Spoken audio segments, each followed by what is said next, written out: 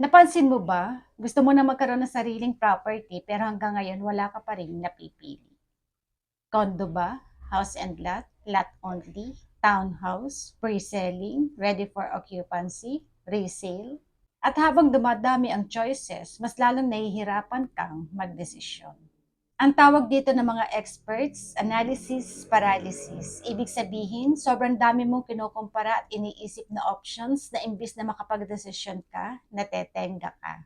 At alam mo ba ang mas nakakalungkot?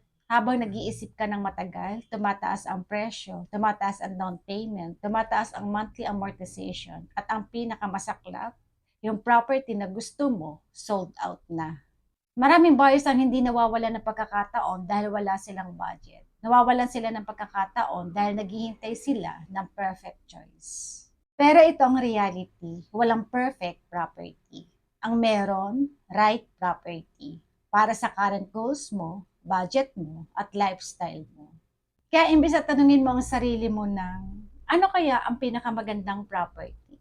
Subukan mong itanong, ano kayang property ang pinakamalapit sa goals ko ngayon? Kapag malinaw ang goals mo, liliit ang choices mo. Kapag lumiit ang choices mo, mas bibilis ang desisyon mo. At kapag mas mabilis ang tamang desisyon, maaga kang magkakaroon ng sarili at tamang property.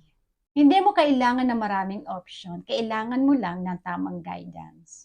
Comment guidance at tara, usap tayo.